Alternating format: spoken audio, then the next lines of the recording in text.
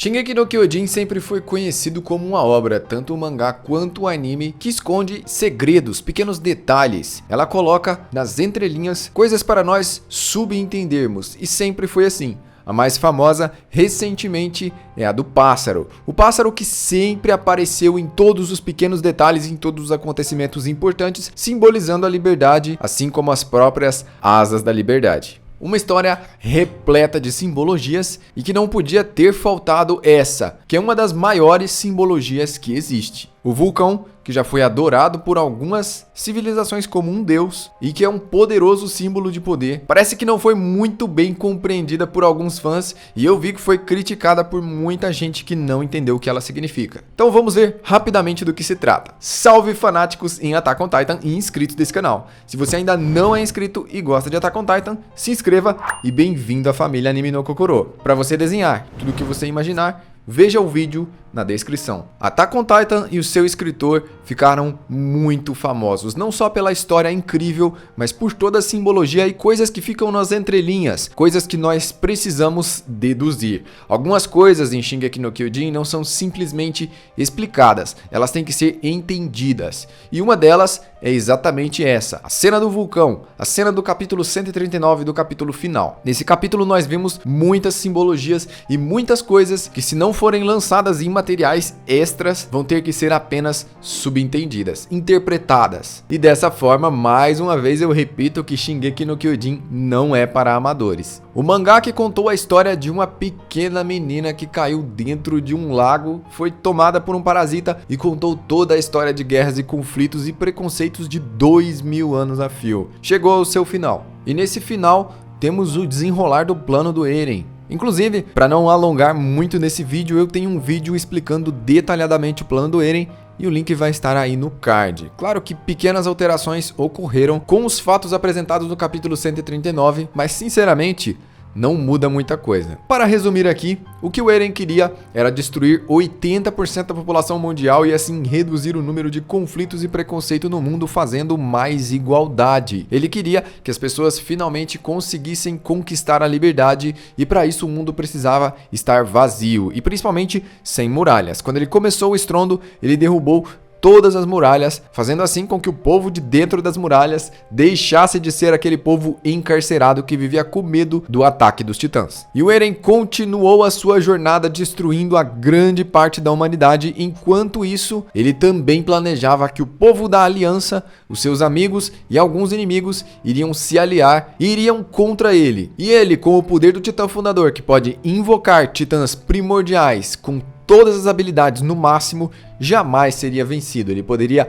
apagar a memória deles, poderia misturar, bagunçar ou deletar a memória deles completamente, mas ele não fez isso exatamente porque o plano dele era ser parado. E assim, morrendo na mão do povo da Ilha Parades, eles deixariam de ser considerados como demônios e seriam considerados como os heróis do mundo, aqueles que salvaram o mundo. Porém, esse plano tem um grande erro. O ódio e o preconceito que eles descobriram que existia era exatamente por causa do poder dos titãs que o povo de Parades nem sequer ao menos sabia que tinha. Quando o povo de Parades, durante esses 3 anos de time skip, eles foram em reuniões com líderes mundiais, eles descobriram que o mundo todo tinha ódio da Ilha Parades, exatamente porque o povo eldiano é descendente de Ymir e todos eles têm capacidade de se transformar em titãs sendo injetados com líquido de titã. Isso gera medo, revolta e principalmente preconceito de todas as outras nações que estavam determinadas a destruir a Ilha Parades. Diante desses fatos, mesmo se a Aliança conseguisse parar Eren, eles continuariam sofrendo o preconceito de serem, entre aspas, demônios, aqueles temidos e odiados por serem diferentes de todos os outros. Então, o plano do Eren incluía uma cláusula, um detalhe, uma linha a mais, que era, depois de ser parado, quando ele finalmente morresse, todo o poder de Titã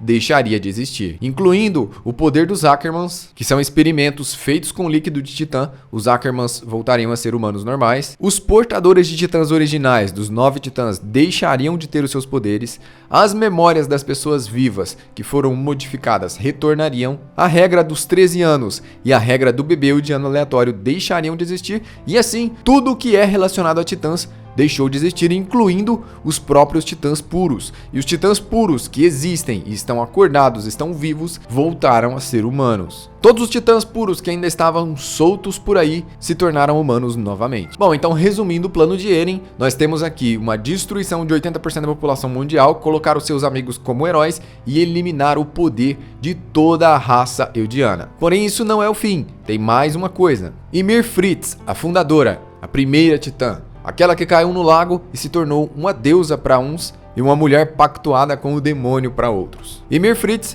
vivia em um lugar de eterno sofrimento, um lugar que ela não poderia sair, um lugar de penalidade. E assim, Ymir Fritz, por 2000 anos e por amor, ficou presa ao mundo da coordenada, sendo que ela amava o rei Fritz e começou a obedecer cegamente toda a sua descendência de sangue real. Só que Ymir também tinha um plano. Ela queria se livrar dessa prisão feita pelo próprio amor. E para isso, ela precisava de uma pessoa que tinha sentimentos tão fortes quanto os dela, para ocupar o seu lugar. E dentro do plano de Ymir estava exatamente Mikasa. Porque Mikasa tinha sentimentos fortes o suficiente por Eren para ocupar o lugar de Ymir. E assim, Ymir finalmente pôde descansar em paz, enquanto Mikasa vai sofrer e chorar por luto durante muito tempo. Nós vimos que durante 3 anos, ela está guardando o túmulo do Eren e levando flores para ele. Um trauma que ela jamais vai superar. E assim, Mikasa meio que tomou o lugar da Ymir nesse sofrimento. Mas o interessante aqui é quando mostra o Eren e o Armin, crianças, e os dois começam a conversar e eles chegam a falar da Mikasa.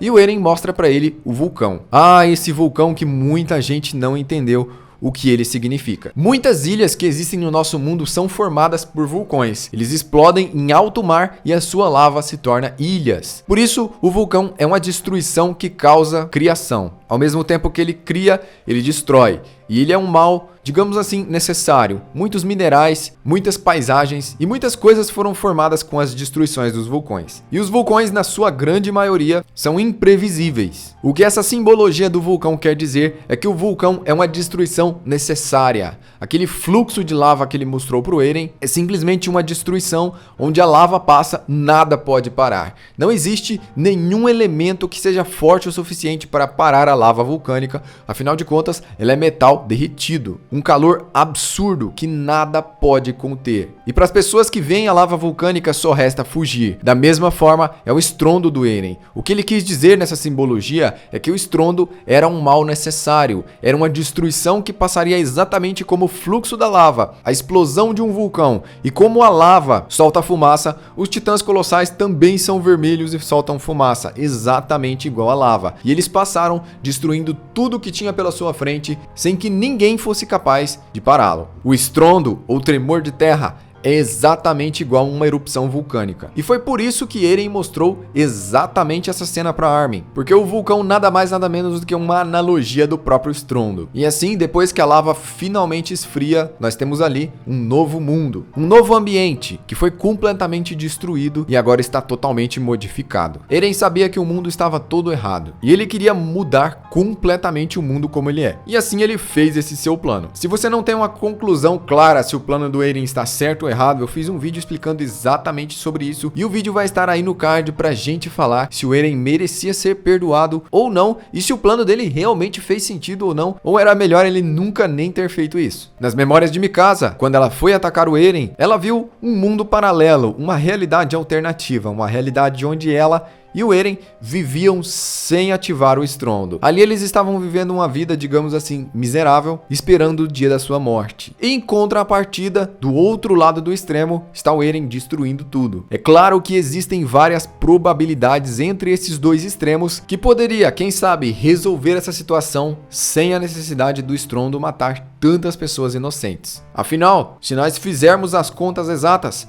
muito mais gente inocente morreu do que realmente as pessoas que fizeram mal para a Ilha Paradis. Reiner, N e companhia, as pessoas de Marley, os Eldianos de Marley, que abriram as muralhas e que fizeram tanto mal pro povo de dentro das muralhas, estão vivos, estão bem e estão felizes, enquanto crianças e idosos inocentes foram massacradas por dezenas de milhares de titãs colossais. Se o plano do Eren faz sentido para você ou não, comenta aí embaixo. Eu sou o Joel, eu vou ficando por aqui, compartilha esse vídeo e até a próxima.